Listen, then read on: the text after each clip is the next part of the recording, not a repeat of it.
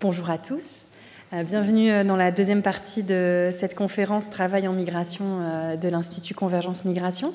Je suis Angéline Escafré-Dublé, je suis historienne et politiste et je dirige depuis 2021 le département intégration discrimination de l'Institut Convergence.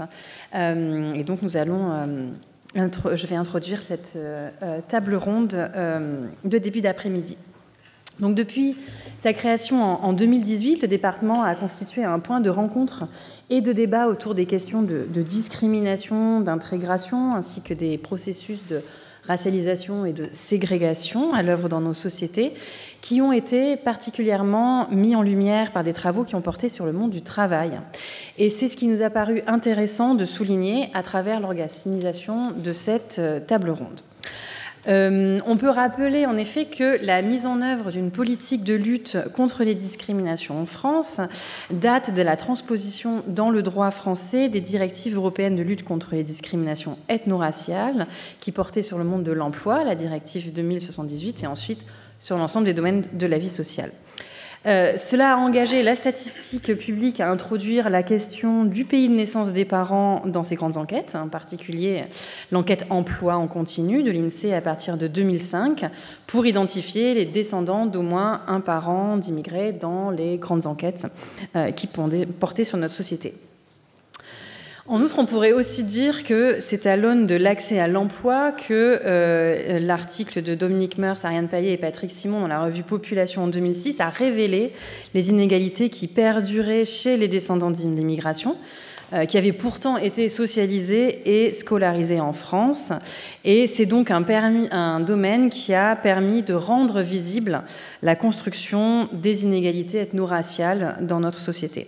Donc c'est pour cette dimension heuristique, surtout, qui nous a semblé pertinent d'interroger le monde du travail à l'occasion de cette table ronde organisée par le département Intégrère. Donc aujourd'hui, depuis ces travaux, presque une dizaine d'années, les travaux se sont multipliés et diversifiés, une fois cette preuve statistique administrée. Ils ont permis d'explorer les dynamiques qui peuvent être à l'œuvre dans ces processus, que ce soit la gestion différenciée des individus par les employeurs, qui a déjà commencé à être évoquée ce matin, mais sur laquelle on va avoir plus de détails cet après-midi, les discriminations à l'embauche ou en cours de carrière, et comment le monde du travail répond à ces dynamiques, comment, à travers l'introduction de politiques de la diversité, notamment dans l'emploi, il peut tenter de saisir ou également de neutraliser ces effets. Donc c'est pour évoquer ces questions que nous avons invité des fellows du département Intégrère qui travaillent dans cette perspective et à qui je vais successivement donner la parole pour 15 minutes cet après-midi. Ils sauront ensuite discuter pour ouvrir l'échange avec la salle dans l'ordre de questions. Donc je vais dans un premier temps présenter et accueillir Anton Perdonsin, qui est sociologue et historien chargé de recherche au CNRS, membre du Centre nantais de sociologie à l'Université de Nantes. Et ses recherches portent sur les migrations, le travail et les dynamiques historiques des rapports de classe. Il vient de diriger avec Jennifer Bidet, Hugo Bréant, Amélie Grisol, Lisa Terrazzoni et Simone Wang un ouvrage publié aux presses universitaires de Provence avec le soutien de l'ICM qui s'intitule « Se déplacer, mobilité sociale et migration » et qui est donc à apparaître très prochainement. Donc voilà, je vais vous donner la parole.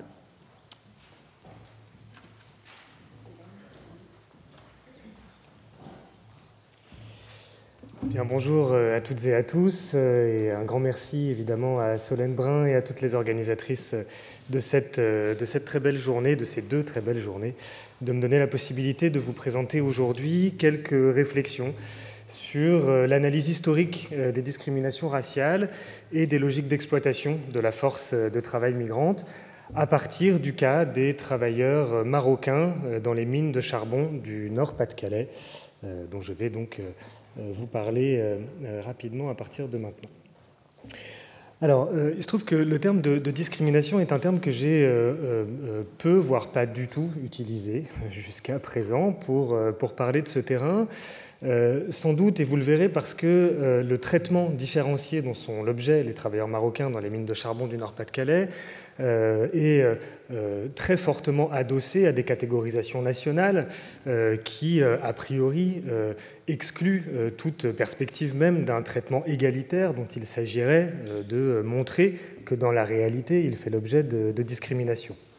Pourtant, il me semble que la question se pose de savoir comment est-ce que l'on peut chercher à attester de discrimination à partir de sources historiques, ce qui suppose, je pense, d'essayer d'une part de décrire le caractère systémique du traitement inégal entre certains groupes de travailleurs et de travailleuses, et je vous montrerai une ou deux façons dont on peut chercher à le faire à partir des sources que j'ai mobilisées, et deuxièmement, de mesurer, un enjeu de la mesure, de l'argument statistique évidemment extrêmement important, de mesurer des écarts de position dans un système de mise au travail déterminé qui sont le produit de ce traitement inégal systémique. Deuxièmement, la question se pose ensuite de qualifier ces discriminations. Qu'est-ce qui permet de rendre compte du caractère racial de la discrimination ?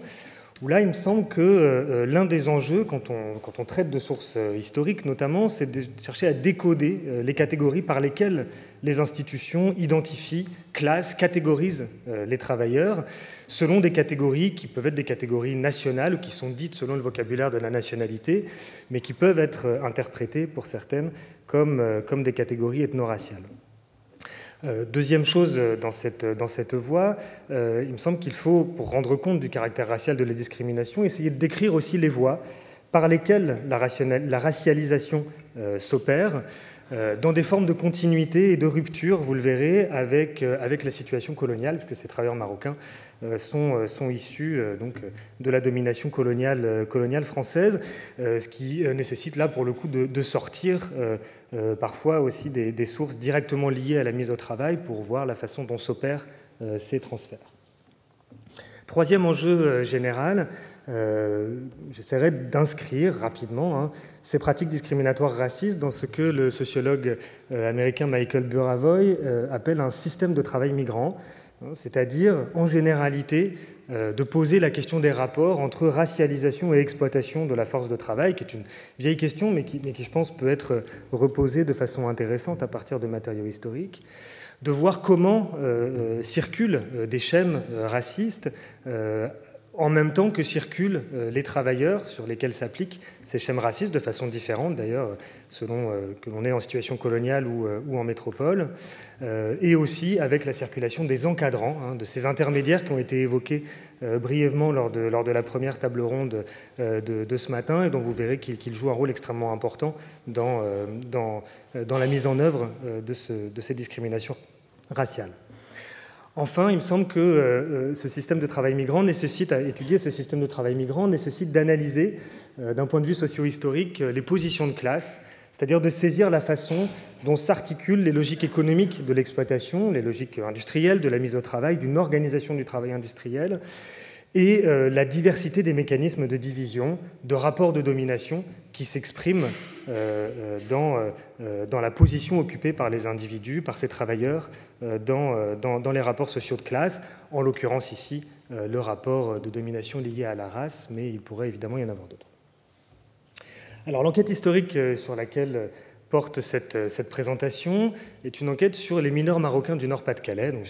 J'y ai consacré ma thèse de doctorat. Donc, il s'agit du recrutement d'environ 80 000, à peu près, travailleurs marocains, du milieu des années 1950 jusqu'à la fin des années 1970, par les houlières du bassin du Nord-Pas-de-Calais, HBNPC, qui était une entreprise nationalisée après la guerre, dans un contexte de récession économique. Je le dis très rapidement, on pourra y revenir si vous le souhaitez, mais ces travailleurs sont recrutés notamment à partir du début des années 60, alors que l'État planifie la fermeture progressive des mines de charbon dans le Nord-Pas-de-Calais. Ce recrutement, il opère une connexion entre deux territoires par un recrutement transfrontalier. Alors, ce n'est pas le seul cas de recrutement transfrontalier, évidemment, de la période, mais il est particulièrement emblématique, particulièrement puissant du point de vue du volume de travailleurs importés aussi. Connexion entre le Souss marocain, qui est un territoire colonial, marqué par la colonisation, un territoire rural, qui est le lieu de la reproduction et du recrutement de la force de travail, qui est la région en gros autour de Agadir, pour le dire de façon très très générale, dans le sud du Maroc, et le Nord-Pas-de-Calais, qui est donc le territoire industriel métropolitain, le lieu du maintien de la force de travail et de l'intégration de ces travailleurs à une organisation du travail spécifique. Cette connexion, elle interroge aussi les modalités concrètes par lesquelles les pratiques sont transférées aussi des représentations racialisées, notamment par le rôle d'un certain nombre d'encadrants de cette force de travail marocaine qui sont stipendiés par l'entreprise pour gérer ces travailleurs marocains et qui sont formés pour la plupart d'entre eux en situation coloniale. Le plus connu d'entre eux aujourd'hui s'appelle Félix Mora, il est décédé depuis le milieu des années 1990, mais c'était un ancien militaire qui lui-même recrutait des supplétifs pour l'armée française au Maroc pendant la Seconde Guerre mondiale et qui est embauché par les houlières à la fin des années 40 pour recruter pour le compte des houlières des travailleurs marocains dans la région où il opérait en tant qu'agent recruteur pour l'armée. Comment est-ce qu'on peut essayer de décrire les coordonnées du régime de travail discriminatoire des houlières ? Premièrement, évidemment, ce régime il s'intègre à une division du travail minier qui est préexistante à l'intégration de ces travailleurs marocains, avec une division très stricte entre les travailleurs du fond et les travailleurs du jour, ceux qui extraient le charbon dans les veines et ceux qui gèrent les installations qui permettent à l'exploitation charbonnière de se tenir, avec un jeu de classification professionnelle extrêmement codifié, des types de tâches aussi extrêmement codifiés. Cette division du travail, elle a des effets sur les rémunérations.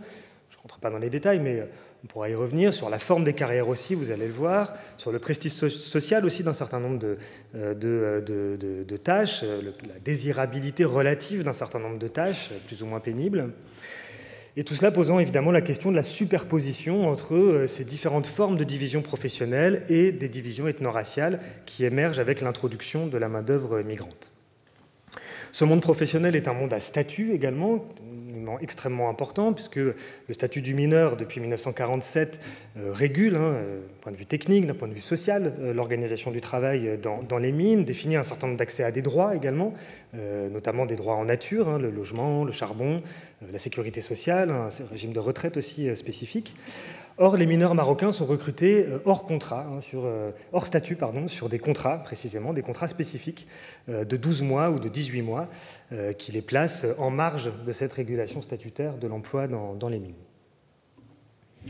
Pour décrire ce traitement différencié, on dispose d'un certain nombre de traces dans les archives de gestion du personnel, dans les dossiers de carrière également, avec des contrats spécifiques, je l'ai dit, pour ces travailleurs marocains, dont la forme évolue dans le temps, évidemment, mais aussi des dispositifs spécifiques de gestion de carrière, un service social dédié à la main-d'œuvre marocaine, qui est dirigé par, je l'ai dit tout à l'heure, par des anciens officiers des troupes coloniales, des dispositifs spécifiques de recrutement aux différents moments de la vie de ces travailleurs dans l'entreprise. Ils sont saisis par l'institution de façon spécifique, et des régimes d'exclusion explicite ou implicite d'un certain nombre de dispositifs. Par exemple, des dispositifs de revalorisation de carrière pour les jeunes embauchés locaux au milieu des années 70 par les houlières, dont sont explicitement exclus les travailleurs marocains au terme d'une négociation avec les syndicats CGT et CFDT notamment, des dispositifs de gestion de fin de carrière également, dont sont là pour le coup implicitement exclus pendant toute une période les mineurs marocains, les retraites anticipées, les congés de fin de carrière, tout un tas de dispositifs qui permettent à l'entreprise de gérer socialement la fin de l'exploitation charbonnière, et dont ces travailleurs marocains, du fait qu'ils sont recrutés sur contrat avec une durée courte, et donc l'idée implicite dans l'esprit des recruteurs qu'ils ne s'installeront pas, ils sont exclus de ces dispositifs qui sont faits pour ceux qui sont dans des carrières, au sens propre du terme, dans les mines. Alors, comment est-ce qu'on peut mesurer ces écarts de position ? Je ne vais pas commenter tout le tableau, mais c'est pour vous montrer la façon dont on peut essayer de le faire à partir, par exemple, d'un échantillon de dossiers de carrière, ce que j'ai réalisé pour ma thèse, de 400 dossiers de carrière échantillonnés dans les archives de l'entreprise, où on peut mettre en relation la catégorie de nationalité telle qu'elle est enregistrée par l'entreprise, qui distingue ici entre français et marocain. Donc là, ce n'est pas moi qui code, je reprends les catégories de l'entreprise, et diverses catégories d'emplois, où vous voyez une logique de surreprésentation des Marocains à certains types de postes, par exemple le poste d'aide-mineur, qui est l'emploi d'entrée normalement pour les travailleurs de moins de 18 ans, qui en fait est une catégorie qui est étendue pour l'ensemble des travailleurs marocains, bien au-delà évidemment de l'âge de 18 ans, comme abatteurs également, c'est-à-dire ceux qui sont vraiment au front à l'abattage du charbon, alors que les Français, vous le voyez peut-être, sont surreprésentés dans les emplois d'ouvriers qualifiés, de porions, c'est-à-dire de contremaîtres, ou de moniteurs, de formateurs. Donc c'est une première façon d'objectiver les effets d'un traitement différencié par la superposition ou l'articulation entre des divisions nationales ou ethniques et des divisions professionnelles. Une deuxième façon d'objectiver ces différences de traitement, c'est de regarder la forme des carrières. Donc là, c'est ce qu'on appelle un tapis en analyse de séquence. Donc une ligne égale un individu et on représente les carrières selon 3 états. C'est une façon de modéliser la carrière en fonction de l'endroit où la carrière se réalise. Au fond, donc c'est en rouge, au jour en vert et hors de l'entreprise en bleu. Donc là, ce sont les carrières des travailleurs français de mon échantillon, dont vous voyez qu'il est bien scindé entre 2 types de carrières. D'une part, ceux qui font carrière au fond, d'autre part, ceux qui font carrière au jour, avec un épisode que vous voyez en bleu, qui est très régulier, qui correspond au service militaire pour ces jeunes hommes, qui reviennent ensuite dans l'entreprise et qui connaissent des carrières relativement linéaires, quand on les représente évidemment de cette façon. Si on les représentait différemment, on verrait d'autres choses, bien évidemment. Si on regarde maintenant les carrières des travailleurs marocains, vous voyez qu'elles ont une forme tout à fait différente. D'une part parce qu'elles sont marquées par une brièveté beaucoup plus forte, le nombre de carrières très courtes est beaucoup plus important. Et puis vous voyez ces petites taches bleues qui correspondent à ce traitement spécifique des carrières des travailleurs marocains, avec des périodes d'emploi de 12-18 mois, puis un retour au pays, puis un réemploi, puis un retour au pays, puis un réemploi, jusqu'à éventuellement certains qui parviennent à s'installer, c'est ceux qui sont tout en bas, qui sont donc la petite minorité qui parvient à s'installer et qui connaissent, pour certains, une carrière de 20, 25, 30 années dans les mines, et c'est la minorité. Alors, je vais sans doute aller vite là-dessus, mais on pourra y revenir pour voir la façon dont ce traitement spécifique s'adosse, s'articule à un ensemble de représentations et de pratiques de traitement différenciés qui sont liées à la colonisation et notamment au racisme colonial. Donc là, c'est une citation que vous avez peut-être le temps de lire de Félix Maura, qui est le recruteur principal, qui met en œuvre un répertoire très paternaliste, qui ne choquera pas du tout les spécialistes de la gestion coloniale des populations, donc le caractère ignorant de ces gens, qu'il fallait s'occuper de tout, etc. Et de façon plus générale, on retrouve dans les sources de l'entreprise un certain nombre de documents, notamment à destination des contremaîtres, du petit encadrement qui doit gérer au quotidien ces travailleurs marocains, qui prescrivent la façon dont il s'agit de les gérer et qui vont puiser dans le répertoire colonial et du racisme colonial un ensemble de dichotomies qui subsistent dans les représentations et les pratiques à la fois de recrutement, mais aussi de gestion de ces travailleurs, avec des divisions entre le bon berbère, le berbère du Souss, et le mauvais berbère, le berbère du Rif, qui serait moins docile par exemple, un certain nombre de qualités psychologiques qui sont attribuées à ces travailleurs, de qualités physiologiques également, qui sont des façons de légitimer et de guider en pratique le recrutement et la gestion de ces travailleurs. Alors, un certain nombre d'exemples que malheureusement je vais devoir sauter assez rapidement pour aller rapidement vers la conclusion, juste pour vous dire que ce traitement différencié, évidemment, il faut le voir dans le hors-travail aussi, notamment dans une entreprise comme les mines, qui est un petit État dans l'État, avec des cités minières qui sont l'objet du contrôle aussi et le lieu du contrôle social, où s'exerce aussi un contrôle spécifique sur ces travailleurs marocains, avec là aussi un modèle lié, pas spécifiquement à 100%, mais à la colonisation, jusqu'à des questions de gestion de la sexualité et de la moralité. Alors je conclus en disant que, premièrement, il me semble qu'étudier les discriminations au travail à l'encontre des travailleurs migrants, c'est révéler, en tout cas c'est ce que j'aimerais soumettre à la discussion, révéler les modalités pratiques de leur mise au travail. Donc ça nécessite à la fois une épreuve statistique, j'ai essayé de le montrer très brièvement, mais aussi de décrire un système de mise au travail, qui est un système qui articule la question de la mise au travail dans l'espace du travail industriel et éventuellement d'un certain nombre de compétences et de pratiques de gestion des populations qui sont forgées en situation coloniale. Deuxièmement, il me semble qu'étudier les discriminations au travail à l'encontre de ces travailleurs migrants, c'est aussi étudier la façon dont se combinent racialisation et exploitation de la force de travail immigrée, qui sont, me semble-t-il, consubstantiellement liées, racialisation et logique d'exploitation, par la mise en adéquation notamment de caractéristiques supposées, culturelles, physiologiques de ces travailleurs avec les attendus du travailleur non qualifié tel que l'entreprise se les représente. Voilà, tout ça pour dire qu'il me semble que travailler là-dessus, c'est essayer de montrer en quoi est-ce que la racialisation participe de la dynamique de formation et de déformation des classes sociales, a fortiori dans un contexte où ce groupe professionnel disparaît et où les agents de cette disparition sont évidemment de façon tout à fait involontaire ces travailleurs marocains qui ont été recrutés pour gérer la fermeture des mines. Voilà, je vous remercie et le temps que je m'assois, vous voyez ici quelques éléments de récit plus récents que vous pourrez consulter si ça vous intéresse. Merci beaucoup. Je vais maintenant inviter à intervenir Myrna Safi pour une deuxième intervention, qui est sociologue et professeure à Sciences Po. Elle dirige actuellement le Centre de recherche sur les inégalités sociales, le CRIS, et ses recherches portent sur l'immigration, les inégalités ethniques et raciales, les discriminations et les ségrégations. Elle vient de publier dans la revue Ethnic and Racial Studies en 2023 avec Halle McAvey un article intitulé Class versus Race, Multidimensional Inequality and Intersectional Identities in France. Merci beaucoup. Merci Angéline.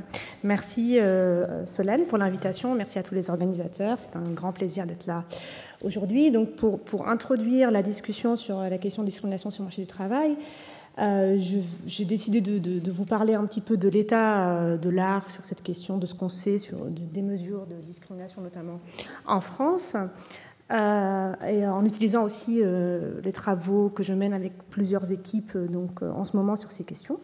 Donc, d'abord, je vais commencer par les mesures les plus récentes. Je vais vous donner quelques perspectives comparatives.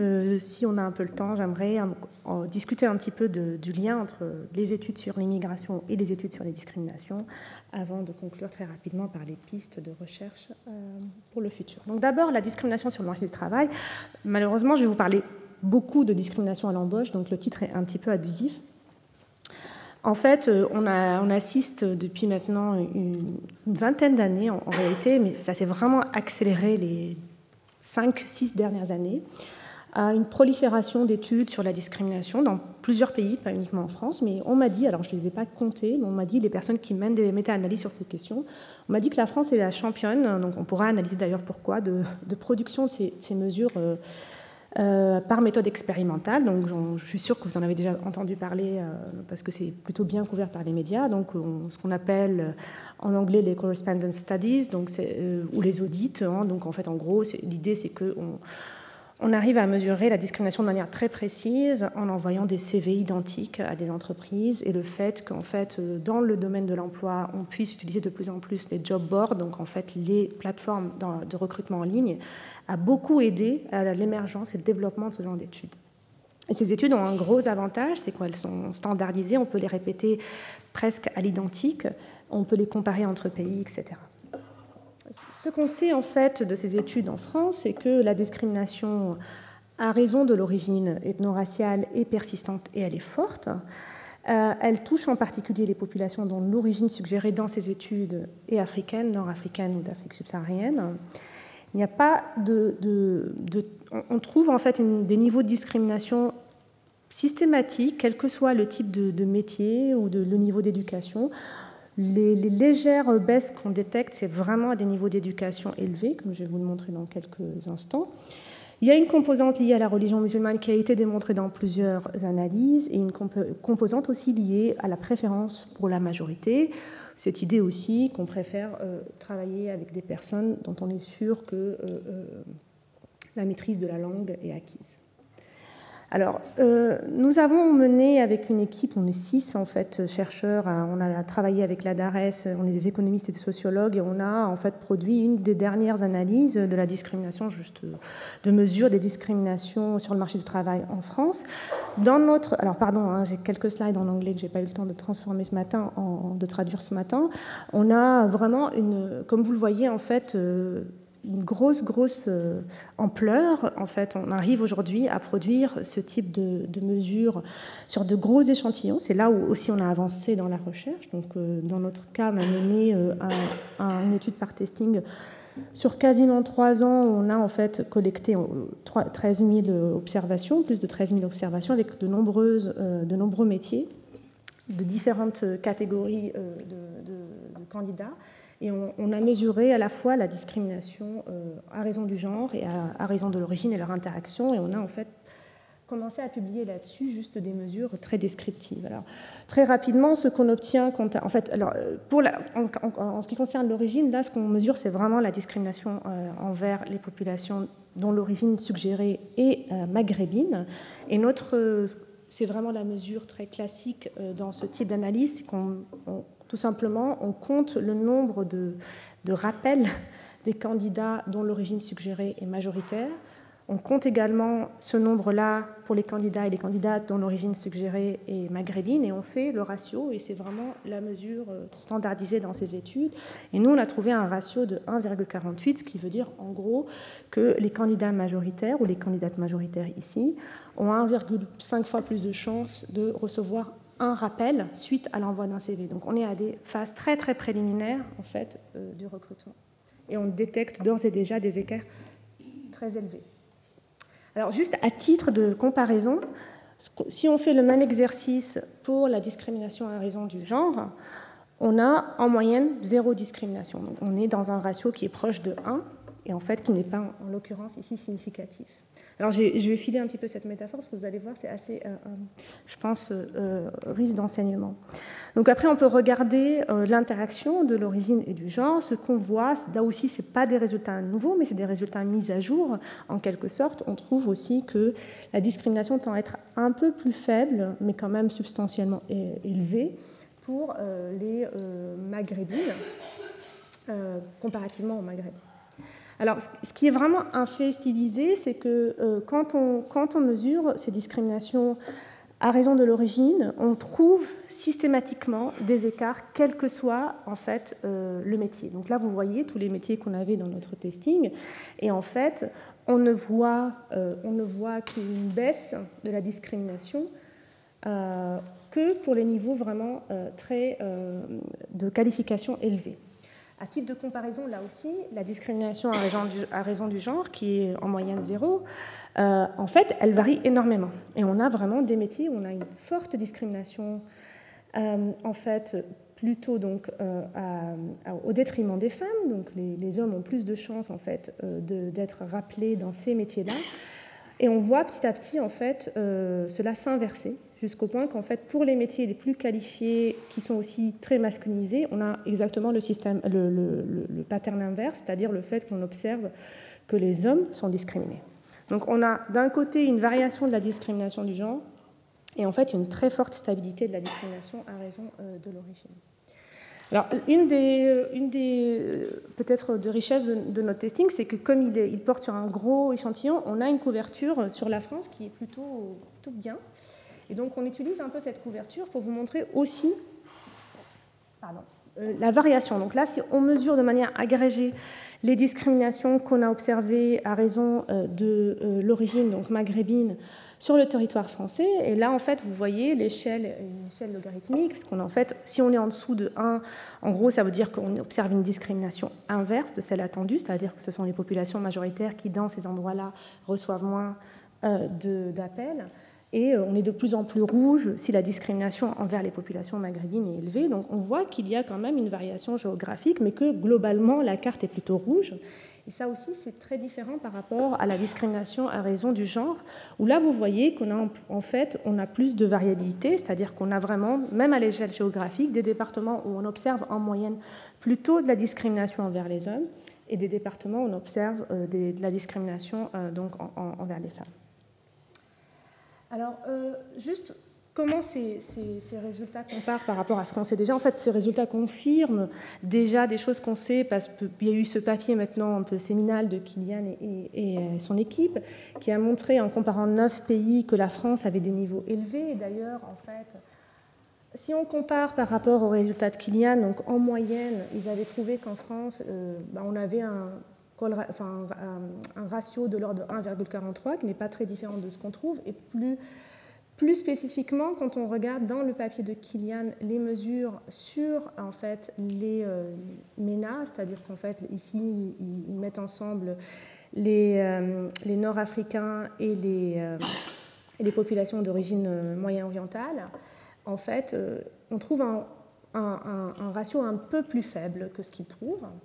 Alors, ce qu'ils trouvent, c'est vraiment une moyenne à partir de toutes les analyses qui ont été faites en France, donc en fait, depuis les années... fin des années 90, début des années 2000, sur les discriminations. Cela rejoint un petit peu des premiers éléments qui indiqueraient qu'on a une baisse des discriminations en France. Alors ça, c'est vraiment un très récent papier qui a été aussi publié par Kilian et son équipe, qui semble suggérer que la France, effectivement, dans les estimations comparatives, a commencé très élevée, et elle reste très élevée comparativement aux autres pays, mais que cela tend à baisser. Et on peut penser que c'est un peu lié au fait que les premières analyses en France ont quelque part mesuré des taux de discrimination très très forts, un peu des outliers. Donc on n'est pas tout à fait sûr qu'on mesure ici une tendance lourde, c'est plutôt le fait que les premières analyses étaient sur des échantillons faibles et avaient donc en fait un biais un peu peut-être fort. Mais en gros, on a quand même plutôt de manière stable des formes de des mesures de discrimination fortes, constantes, qui ne varient pas tant que ça, ni avec... qui varie beaucoup moins en tout cas si on compare par rapport aux discriminations à raison du genre au sein des différents métiers ou géographiquement. Alors quelques mots sur ce que ça nous dit en ce qui concerne en fait l'étude des populations immigrées. En fait, le problème, c'est que dans le domaine de l'immigration, pendant très longtemps, en fait, c'est vraiment le paradigme de l'assimilation qui prédominait et prédomine encore, cette idée qu'on s'attend à ce que en fait, les populations immigrées s'intègrent de mieux en mieux, notamment sur le marché du travail. Et il y a une tension dans ce champ d'études entre les discriminations, l'étude de discrimination qui a quand même de plus en plus montré qu'il y a des formes d'inégalité ethno-raciale. Alors, le fait est qu'en Europe, l'émergence de ces mesures utilise beaucoup le terme discrimination envers les populations immigrées, parce qu'en fait, pour plein de raisons, on n'utilise pas les catégories raciales, pas uniquement en France, en fait, pas mal en Europe aussi. Or, en fait, ce n'est pas toujours très clair si vraiment il s'agit de discrimination envers les populations immigrées ou non. Il y a des choses assez intéressantes qu'on voit dans les travaux qui montrent un peu cette tension qui existe entre assimilation et discrimination. Par exemple, quand on regarde la discrimination déclarée, on voit souvent, là aussi ça a été vraiment bien documenté, cette idée de paradoxe d'intégration, qu'en fait, on voit que les populations les mieux intégrées, et notamment par exemple la variable déterminante ici, c'est le niveau d'éducation, vont avoir tendance à déclarer plus les discriminations. Or, les mesures expérimentales montrent l'inverse. S'il y a un endroit où en fait la discrimination baisse, normalement c'est ces populations-là. On a aussi cette tension forte pour la mesure de la discrimination au fil des générations, parce que une des hypothèses centrales du paradigme d'assimilation, c'est que les choses vont aller de mieux en mieux au fil des générations pour les populations immigrées. Or, en fait, là aussi, la discrimination mesurée par déclaration tend, en France en tout cas, et dans plusieurs autres pays, on a en fait cette tendance à mesurer plus de discrimination déclarée par les secondes générations. Les rares testings, alors je vais peut-être sauter ici, les rares testings qui montrent ça, qui ont réussi à approximer, on va dire ça, mais je n'ai pas beaucoup de temps de développer, montrent plutôt qu'il n'y a pas trop de baisse significative, que la seconde génération reste aussi, dans plusieurs pays européens, sujette à des formes d'inégalité de traitement. Là encore, on parle uniquement à l'embauche. Donc en fait, l'idée, c'est qu'en fait, on a différents types de discrimination qui touchent les populations immigrées. J'ai essayé d'en distinguer trois. La discrimination civique, cette idée qu'on peut être discriminé en raison de formes de catégories formelles en fait juridiques, c'est-à-dire typiquement le type de visa, est-ce qu'on a la nationalité ou non. Donc là, vraiment, on est dans une forme de discrimination institutionnelle légale. Mais on peut mesurer ça dans les enquêtes. Dans quelle mesure ces facteurs-là, par exemple le statut d'entrée, a un effet sur les discriminations. La question de la discrimination envers les attributs migratoires, et là il faut vraiment distinguer si la discrimination porte précisément sur un attribut lié au fait que ces personnes-là ont connu des trajectoires migratoires, par exemple très clairement une partie de leur trajectoire professionnelle exercée dans un autre pays, une partie de leur scolarité exercée, ayant eu lieu dans d'autres pays, et puis la discrimination ethno-raciale, donc liée au fait que certaines populations immigrées ont des origines qui peuvent être source de stigmates, de discrimination, qu'elles soient de type discrimination liée au goût, aux préférences, ou l'aversion à certains groupes, ou discrimination liée aux anticipations, les stéréotypes, etc. Et en fait, la plupart des études se focalisent quand même sur les discriminations ethno-raciales, en tout cas suggérées par les prénoms et les noms, parfois on utilise des photos, mais majoritairement, et donc on parle de discrimination envers les populations immigrées, mais en fait ce qu'on mesure surtout, c'est les discriminations ethno-raciales. Avec l'enquête Théo, donc ça c'est vraiment les dernières données de l'enquête Théo, on peut un petit peu essayer de séparer les différents facteurs de discrimination qui touchent les populations immigrées. Et là, ce que je vous montre, c'est vraiment des analyses qui regardent l'effet de la génération. Dans l'enquête Théo, on peut aller jusqu'à la 3e génération, ça c'est Théo 2. Et là, ce que vous voyez, c'est qu'en gros, on a vraiment des évolutions différentes selon le facteur que les personnes vont déclarer être le facteur discriminatoire. Donc en fait, ce qu'on voit souvent, c'est qu'en fait, les 2e générations vont déclarer plus que la première. On voit ensuite plutôt une tendance, alors les 3e générations, c'est plutôt des faits plus effectifs, d'où les intervalles de confiance plus larges. Mais globalement, ce qu'on voit, c'est qu'il y a quand même une tendance à la baisse pour la 3e, et cette tendance, par exemple, elle n'est pas du tout mesurée quand on demande aux gens, si les personnes ont dit que c'est la couleur de la peau qui est source de discrimination. En revanche, elle est très forte et significative quand il s'agit de l'origine de la nationalité. Donc ça, c'est un facteur de discrimination qui semble diminuer au fil des générations, alors que la couleur de la peau, ce n'est pas le cas. Pour l'accent, c'est très intéressant. On a une très très forte, on a vraiment une discrimination qui est très très concentrée sur les premières générations et qui baisse très fortement ensuite. Pour la religion, ce qu'on observe en France, c'est plutôt une augmentation assez significative de la déclaration de discrimination pour les G2. Pour les G3, on ne peut pas dire grand-chose. On a l'impression que, en tout cas d'après notre puissance statistique, on est obligé de dire que c'est à peu près la même chose que pour les G2. Voilà, donc pour finir très rapidement, donc on en est là un petit peu je pense qu'il y a encore beaucoup d'espace pour continuer à explorer en fait le phénomène discriminatoire. Encore une fois, on a une fenêtre très, très petite avec le recrutement, mais c'est aussi très, très commode, on peut faire beaucoup de choses. Et par exemple, donc nous, on travaille beaucoup en ce moment sur essayer de comprendre les sources de variation. Le premier message qu'il faut garder, c'est la discrimination est forte en moyenne, elle est persistante, mais elle varie quand même. Et quand une variable varie, eh ben, en fait, c'est intéressant pour comprendre quels sont ces mécanismes. Et donc il faut essayer aujourd'hui, plutôt après toutes ces études qui se sont focalisées sur la mesure en moyenne, d'essayer de comprendre comment elle varie, quelles sont les sources des variations entre métiers. Par exemple, entre entreprises, on travaille beaucoup aujourd'hui pour aussi en fait, assembler nos données avec les données à l'échelle des entreprises pour comprendre est-ce qu'il y a des entreprises où la discrimination est plus forte que d'autres, les variations géographiques dont je vous ai parlé. Il faut aussi continuer à utiliser les mesures expérimentales et déclaratives de manière complémentaire, parce qu'on ne pourra pas, par définition, mesurer toutes les sphères de discrimination de manière expérimentale. Et donc là où on peut le faire avec les deux méthodes, il faut travailler sur leurs liens. Et puis, ces études sont aussi très importantes pour nous permettre de concevoir et d'évaluer des politiques et des interventions anti-discrimination. Voilà. Merci beaucoup.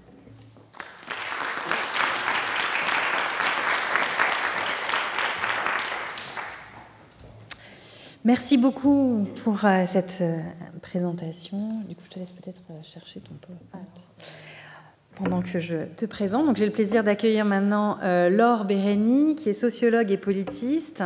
Elle est directrice de recherche au CNRS et membre du centre de recherche Maurice Halbach de l'ENS. Ses recherches portent sur le genre, la parité et la gestion de la diversité dans le monde du travail.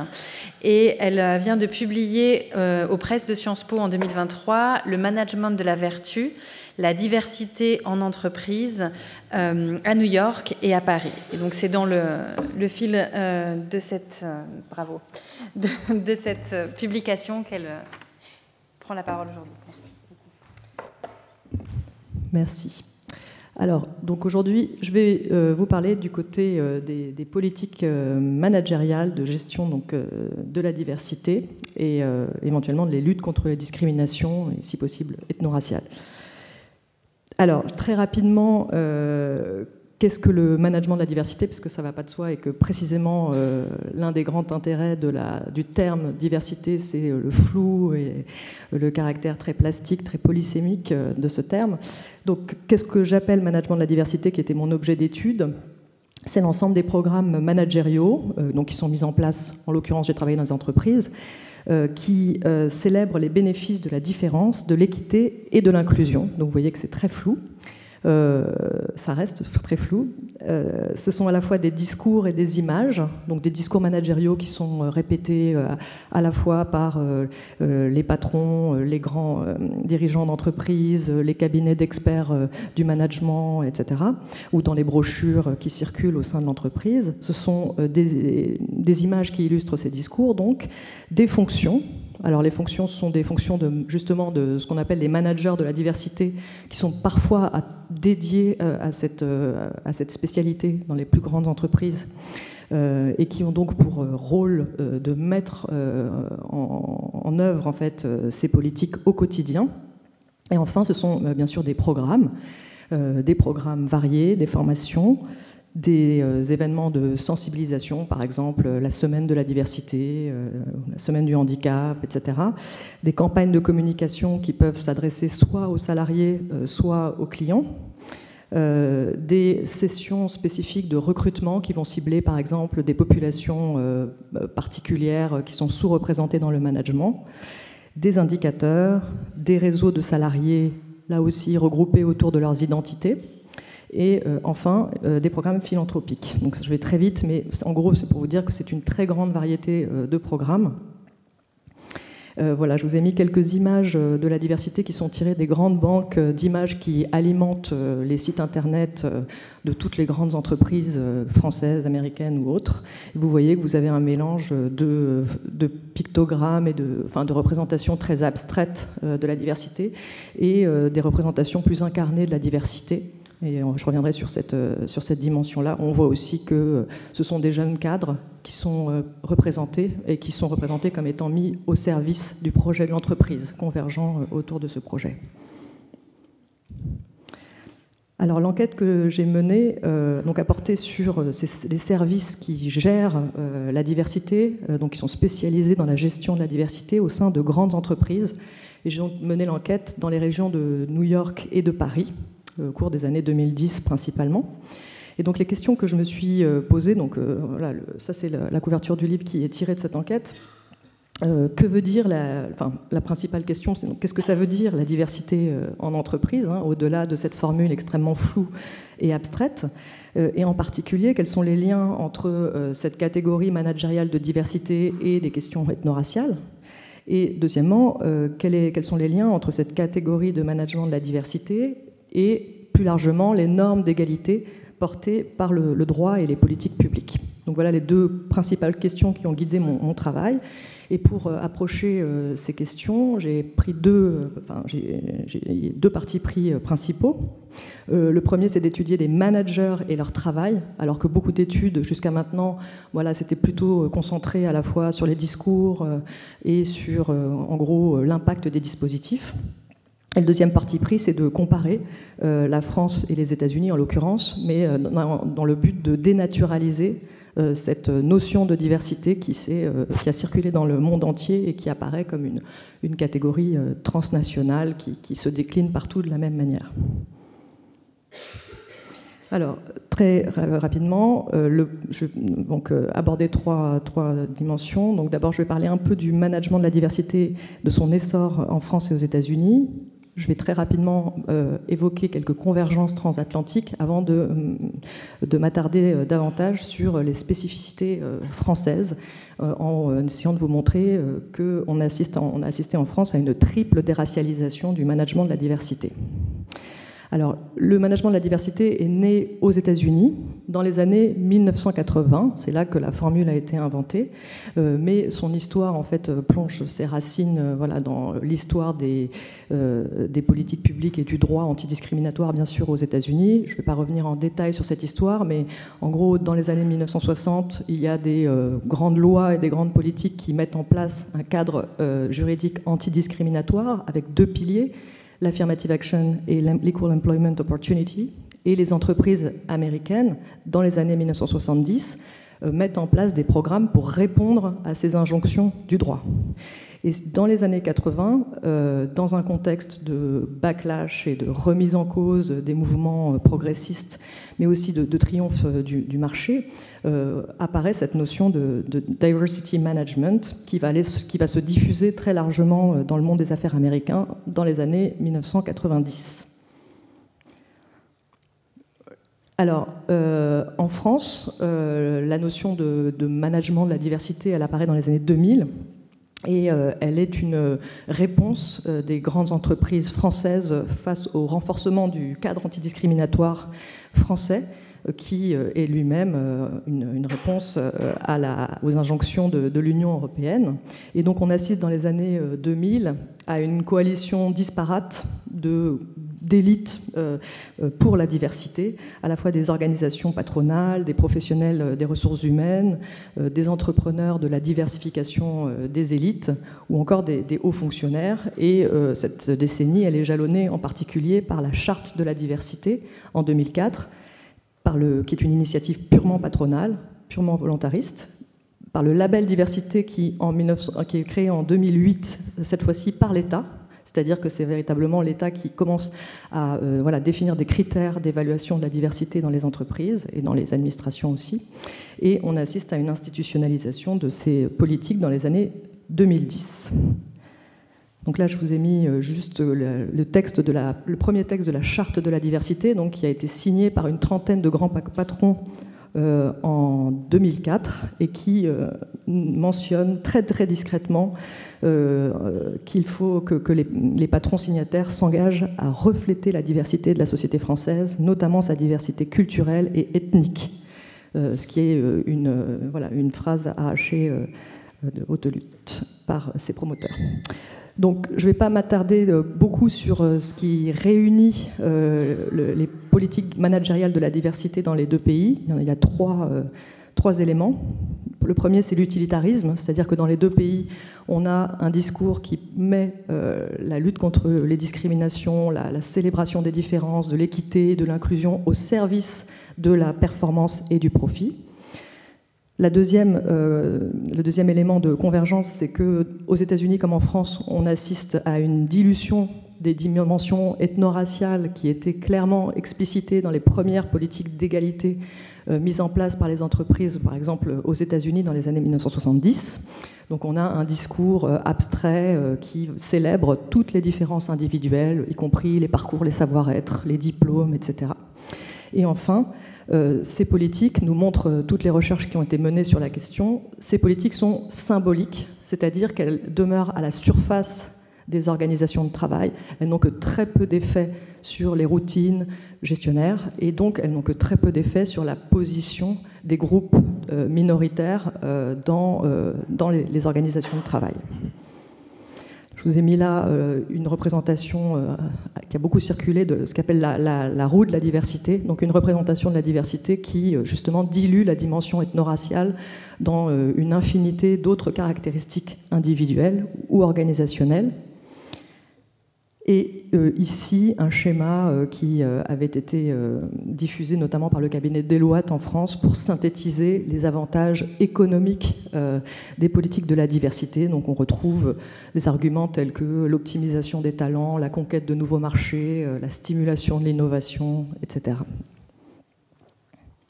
Alors, dans le temps qui me reste, c'est-à-dire... voilà, oui, bon. Je vais m'attarder sur les écarts transatlantiques, notamment en termes de racialisation ou de déracialisation de ces politiques. Alors, ce qui est intéressant, c'est qu'aux États-Unis, je vous ai dit qu'il y avait un mouvement de déracialisation du discours, mais quand on regarde les différentes dimensions de ces politiques, ce qui apparaît, c'est plutôt une ambivalence raciale des programmes de la diversité aux États-Unis. C'est-à-dire, en particulier, les discours, ils oscillent entre voilà, des formules extrêmement abstraites, individualisées, etc., qui vont effectivement diluer la question ethno-raciale, et des formulations qui, plus frontalement, vont aborder la question de la justice raciale. Et c'est notamment le cas, de manière encore plus nette, depuis le meurtre de George Floyd et dans le contexte de résurgence de Black Lives Matter depuis 2020. En ce qui concerne les programmes aux États-Unis, on a aussi une focalisation sur les populations issues des minorités ethno-raciales, qui sont les cibles principales de ces programmes, quand bien même les discours les invisibiliseraient.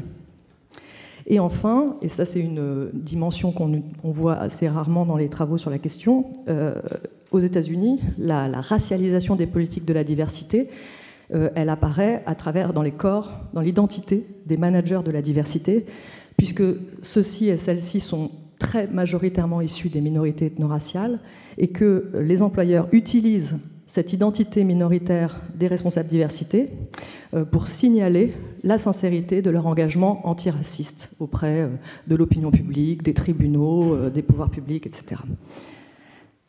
En France, au contraire, on assiste à la fois dans les programmes, les discours et dans l'identité des managers à une déracialisation. Alors, au niveau des programmes, c'est quand même assez bien connu, ça a été bien posé par la littérature, mais je le rappelle, on a un effacement de la question ethno-raciale dans les politiques de la diversité en entreprise qui s'accroît au fil du temps, à mesure que ces politiques s'institutionnalisent. Donc dans la charte de la diversité, il y a une petite référence à l'ethnicité, elle disparaît dans le label, et quand on regarde concrètement ce que font les entreprises, et il y a eu une enquête du défenseur des droits au milieu des années 2010, on se rend compte que les deux piliers, ce sont l'égalité professionnelle entre les femmes et les hommes et le handicap, c'est-à-dire que ce sont des priorités, c'est les priorités des politiques publiques catégorielles qui sont mises en place par l'État. Alors, la marginalisation des programmes qui ciblent les minorités ethno-raciales, elle prend des aspects divers. D'abord, quand ces programmes existent, encore une fois, ils sont très très peu nombreux, ils ciblent ces minorités de manière indirecte. Ensuite, ils se concentrent aux marges de l'entreprise ou s'orientent vers l'extérieur de l'entreprise, par exemple à travers des programmes philanthropiques. Ça ne va pas du tout être des programmes qui vont, par exemple, remettre en cause ou en tout cas faire déstabiliser, je sais pas moi, les processus des ressources humaines, de gestion des ressources humaines. Et enfin, ce sont des programmes opportunistes, ostensiblement opportunistes, c'est-à-dire qu'on va... Si cette question de l'origine est affirmée comme importante, c'est parce qu'on est dans un climat de pénurie, dans un contexte de pénurie de main-d'œuvre, dans des secteurs tendus, etc. Et c'est effectivement une rhétorique utilitariste et presque cynique, je dirais, qui n'est absolument pas utilisée pour justifier, par exemple, le recrutement des femmes ou des personnes en situation de handicap. Ouais. Alors, je continue avec la déracialisation des discours. Donc là, je vous avais mis des extraits d'entretien, mais évidemment, c'est trop long, je n'ai pas le temps de vraiment rentrer dedans, mais en gros, il y a trois processus, trois dimensions de ce processus de déracialisation. Il y a des phénomènes de dénégation, ce qui avait déjà été souligné par Didier Fassin il y a plus de 10 ans. C'est-à-dire qu'on va en gros reconnaître qu'il y a des discriminations liées à l'origine, mais qu'en réalité, ce n'est pas celles-là qui sont les plus importantes, qu'en fait, l'origine sociale l'est beaucoup plus. Il y a aussi des stratégies de dilution qui sont très intéressantes. Par exemple, on va utiliser les responsables diversité, les services diversité vont utiliser le terme origine et vont le resignifier en le détachant de ses connotations ethno-raciales, en disant voilà, les origines, c'est les origines de diplôme, c'est les origines de parcours, c'est les origines de je ne sais quoi encore, mais on va en fait assister à un processus de déracialisation du terme même d'origine. Et enfin, ce dont je parlais tout à l'heure, il y a un phénomène d'externalisation, c'est-à-dire quand on parle de ces questions ethno-raciales, on va systématiquement parler de partenariat avec les quartiers, le territoire, etc. Enfin, dernière dimension de déracialisation que je voulais évoquer aujourd'hui, c'est la déracialisation, ou plutôt le blanchiment de l'identité des managers de la diversité eux-mêmes. Et ça, c'est quelque chose qui est assez frappant quand on travaille sur le cas français. C'est qu'à mesure que la notion de diversité s'institutionnalise, les managers de la diversité sont de plus en plus blancs, c'est-à-dire que les entreprises sélectionnent de plus en plus de personnes identifiées ou perçues comme blanches à ces postes-là. Et quand on discute avec les managers de la diversité, on se rend compte que ce choix n'est pas un hasard et qu'il répond en fait à des objectifs bien déterminés. Donc il y en a trois. Il y a trois usages de cette blanchité des managers de la diversité que je vais évoquer très rapidement.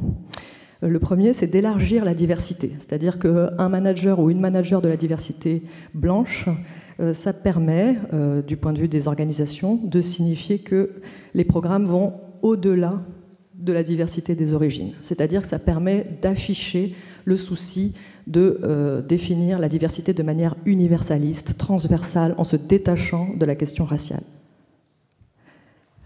Le deuxième usage de ces corps blancs des managers de la diversité, c'est de signaler la loyauté de l'entreprise au cadrage dominant colorblind de l'antiracisme républicain. C'est-à-dire c'est une manière de poser le sujet politique de non-racisme de l'entreprise comme un sujet blanc, donc qui va déployer une vision de l'antiracisme qui est universaliste, morale, altruiste.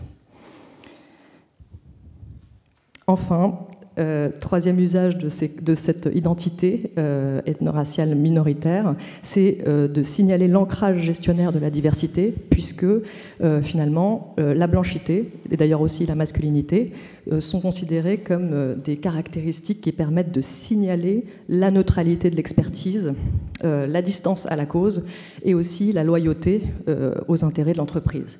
Et donc, contrairement aux États-Unis, on observe en France l'impossibilité de cette figure de l'expert ou experte minoritaire des minorités, alors qu'aux États-Unis, l'expérience de la discrimination est considérée pour ce type de poste comme un avantage et une ressource. En France, elle est clairement un stigmate. Et voilà, je m'arrête là, je suis désolée d'avoir un petit peu dépassé.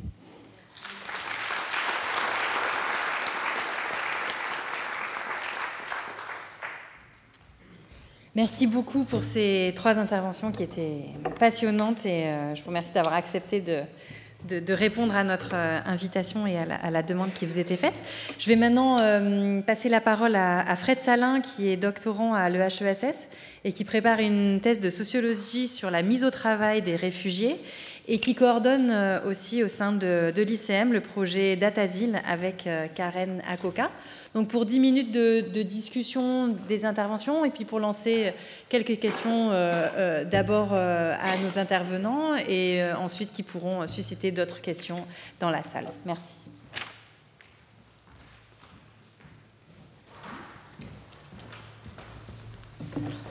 Merci beaucoup. Merci pour ces trois interventions et merci pour l'invitation. Alors, ma première question portera donc sur les trois interventions. Nous sommes dans une journée d'études qui s'intitule « Travail en migration » et je me questionnais sur la pertinence d'utiliser des catégories migratoires, des catégories à l'œuvre dans les études sur la migration pour appréhender les questions de discrimination au travail.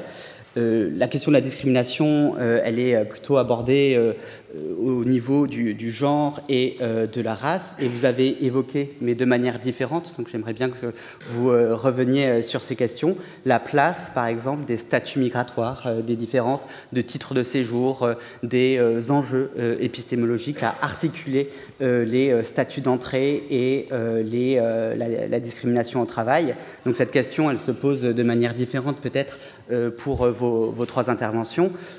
Antoine Perdonsin, peut-être que vous pourriez revenir sur les enjeux d'articulation et de distinction aussi. Est-ce que c'est possible de distinguer les statuts migratoires des personnes et leurs autres propriétés sociales, notamment leur nationalité et leur position dans les rapports sociaux de race? Myrna Safi, vous avez parlé de textes et de toute une littérature sur la discrimination qui s'intéressait au statut d'entrée des personnes, notamment dans la discrimination à l'embauche. Et je me demandais quels étaient les mécanismes qui avaient été identifiés dans le rôle de ces statuts d'entrée. Est-ce que c'était la longueur du titre de séjour? Est-ce que c'était les représentations symboliques associées à tel ou tel statut? Laure Bérigny, pour ce qui est des politiques de la diversité, on observe en France, par exemple, depuis 2015, la mise en place de programmes qui concernent les réfugiés dans les entreprises, qui sont mis en place par des acteurs, des actrices que vous avez mentionnés. Je me demandais si cela apparaissait aussi dans votre terrain, s'il y avait une spécificité à la mise en place de ces programmes de diversité sur un statut migratoire particulier. Ma deuxième question aussi, qui concerne ces trois interventions, elle porte sur le type de travail qui est en jeu lorsqu'on s'intéresse à la question des discriminations, des migrations et du travail. J'ai l'impression que le travail dont on parle, c'est surtout le travail salarié. Que ce soit dans la présentation d'Antoine Perdonsin, avec la rémunération, les formes de carrière, le prestige social, la présentation de Myrna Safi sur la discrimination à l'embauche, ou la présentation de Laure Bérigny sur les politiques de la diversité. La discrimination, elle se mesure, elle s'analyse surtout dans un cadre d'entreprise, donc de travail salarié. Et je me demandais quelle était votre analyse à ce niveau-là et comment est-ce qu'on pouvait saisir d'autres formes de travail non salarié, donc travail indépendant, artisanat, commerce, auto-entrepreneuriat ou travail domestique, avec les outils des discriminations.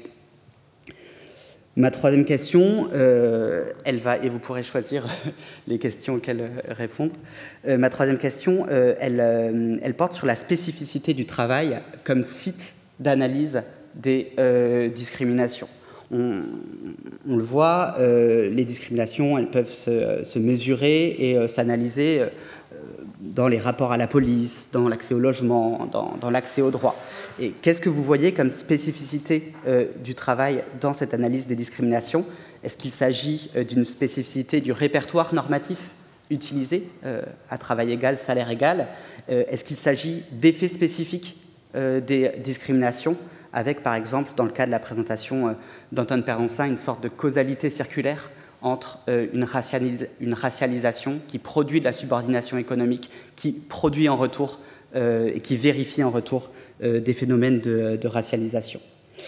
Et ma dernière question, qui est liée à la spécificité du travail, je me demandais s'il y avait dans l'étude des discriminations en général, comme dans l'étude du racisme, une opposition entre idéalisme et matérialisme.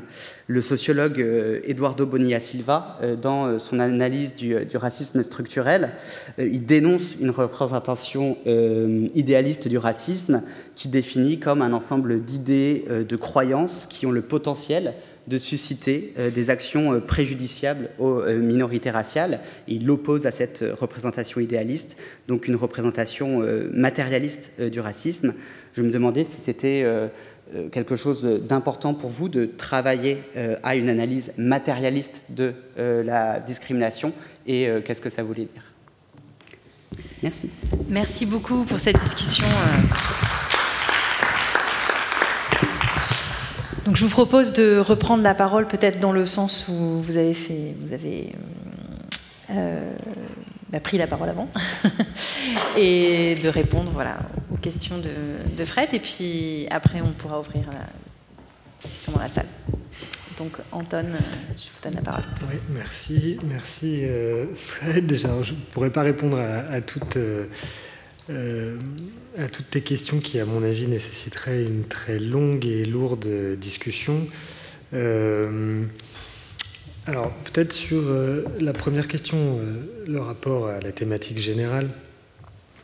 Dans le cas des houlières, mais je pense que c'est sans doute généralisable à pas mal de programmes d'introduction de main-d'œuvre immigrée, on va dire dans les 30 glorieuses, dans la seconde moitié du XXe siècle.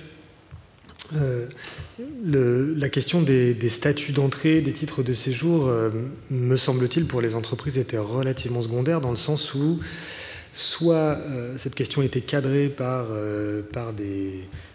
des accords bilatéraux avec les pays pourvoyeurs de main-d'œuvre, qui fait que les travailleurs étaient introduits par l'Office national d'immigration, par exemple, et donc bénéficiaient de titres de séjour qui étaient ceux réglés par les ordonnances de 1945, soit, comme dans le cadre des houlières, réalisaient leur programme de recrutement, on va dire, par-dessus les canaux officiels, et notamment en passant assez largement par-dessus l'Office national d'immigration, ou en faisant régulariser a posteriori leur recrutement par l'Office. Ce qui fait que, par exemple, dans les dossiers de carrière des houlières, on voit la trace des titres de séjour, mais qui sont régularisés a posteriori, qui viennent après la signature des contrats et dont la durée est directement indexée d'ailleurs à la durée des contrats de travail. Voilà, c'est une première façon de te répondre. Pour le dire peut-être encore autrement, il me semble que la nécessité première pour l'entreprise, en l'occurrence là, c'était de recruter des travailleurs en essayant de s'assurer d'une part qu'ils ne restent pas, mais qu'ils restent suffisamment. Voilà, donc c'était plutôt un ensemble de dispositifs de contrôle qui visait à faire en sorte que ces travailleurs recrutés ne s'en aillent pas avant la fin de la durée du contrat, en retenant par exemple les passeports, passeports qui étaient retenus par l'entreprise, puis par le consulat du Maroc à Lille, avec la complicité de l'entreprise. Voilà, les passeports étaient rendus uniquement à la fin du contrat soit à l'autre bout, en ne renouvelant pas les contrats, lorsque par exemple il y avait des signes précoces de développement de la silicose, qui est la maladie des poumons, qui était un motif de non-renouvellement, implicite évidemment, qui n'était pas dit aux travailleurs qui se sont retrouvés malades des années plus tard, sans l'avoir su. Voilà. Je vais directement, pour ne pas trop monopoliser la parole, à ta dernière question, qui là nécessiterait une très longue discussion sur la question de l'approche matérialiste des discriminations et de l'approche matérialiste du racisme. Il me semble que c'est ce que j'ai essayé justement j'ai essayé de donner quelques petites pistes. Il me semble que l'une des façons, à partir d'une entreprise centrée sur le travail industriel et une approche de sociologie historique de l'entreprise et du travail salarié, c'est d'essayer de comprendre la façon dont la racialisation s'articule à la mise au travail. Voilà, il me semble que c'est l'une des pistes d'une analyse matérialiste du racisme, que d'essayer de faire ça. Voilà, et bon, j'ai essayé de donner quelques petites pistes, mais voilà, je m'arrête là pour pas être trop long. Voilà. Merci beaucoup. Je passe à... Oui, merci beaucoup pour toutes ces questions. Donc, je vais aussi en sélectionner certaines.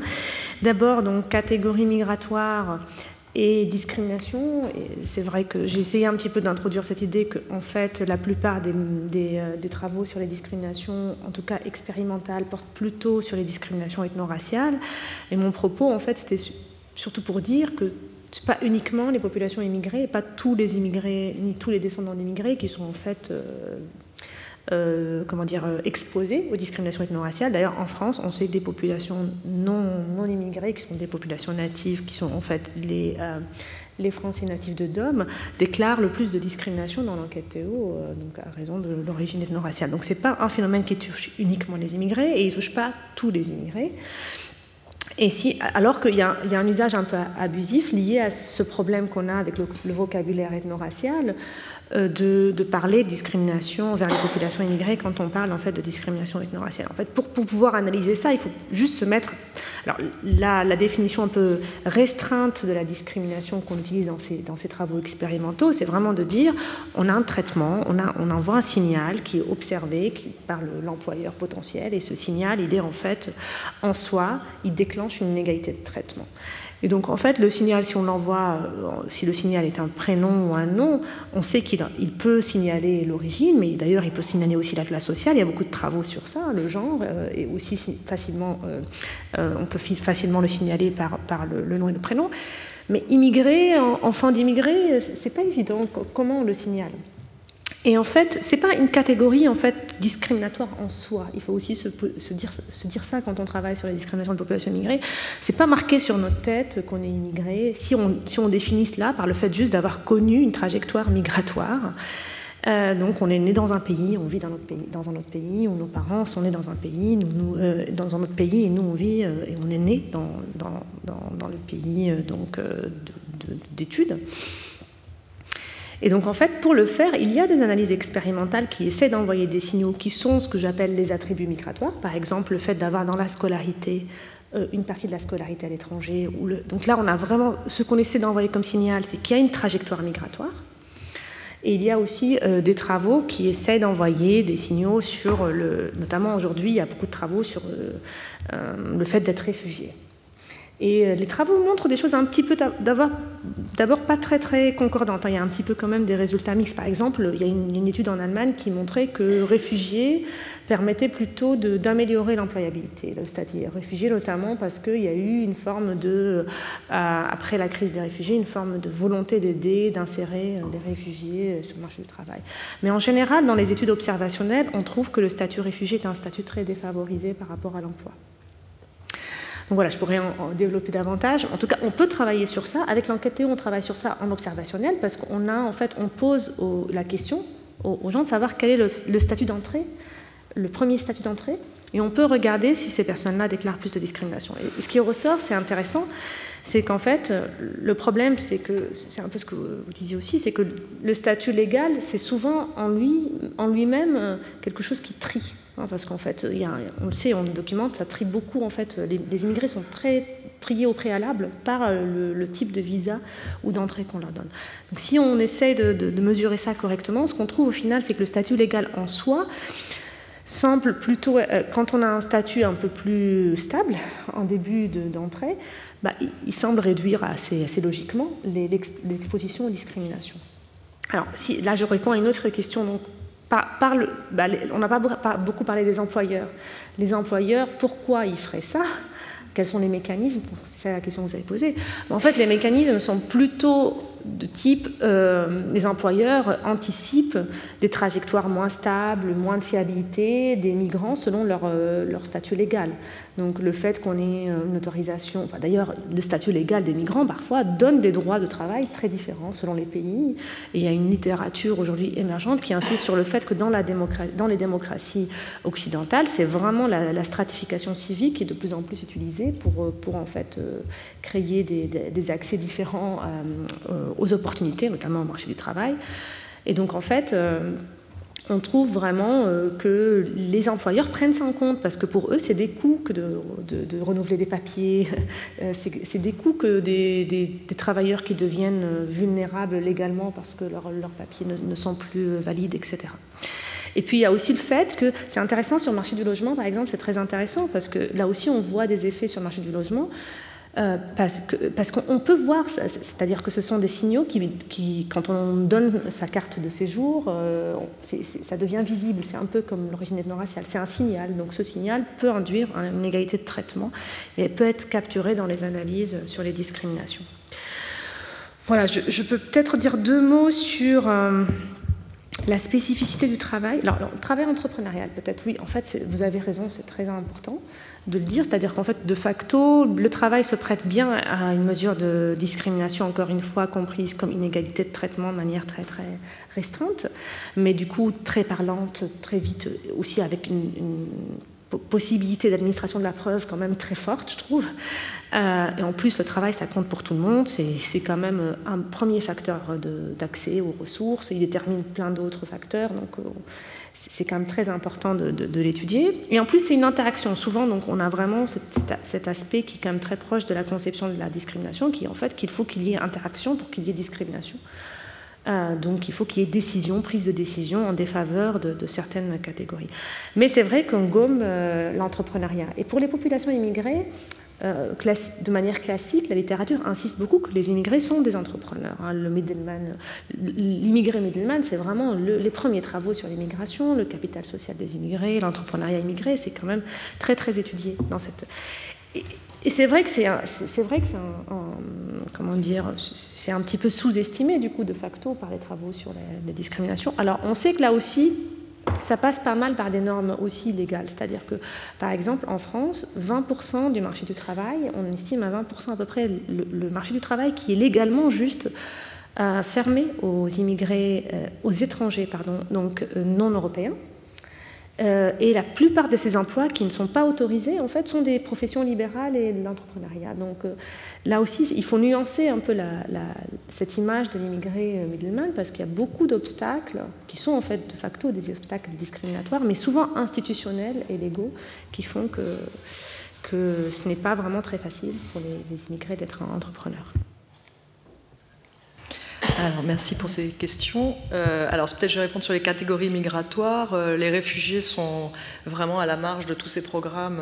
D'abord parce que, voilà, de manière générale, la question de l'origine et les variables ethno-raciales sont complètement marginalisées. Mais en plus, même dans les programmes qui visent les minorités ethno-raciales, c'est principalement, grosso modo, les jeunes diplômés des territoires prioritaires de la politique de la ville.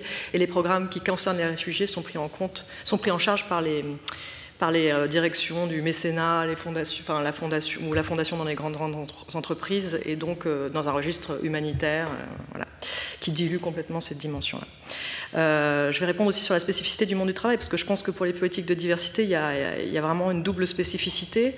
La première, c'est effectivement un répertoire normatif spécifique, parce que dans d'autres sphères du monde social, pas moi, en politique, dans les médias, ou même dans l'espace public, etc., la diversité, c'est un euphémisme quand même de la race, alors que dans le monde du travail, en particulier celui des grandes entreprises et des grandes administrations, la catégorie de diversité est beaucoup plus nettement déracialisée que dans d'autres sphères sociales.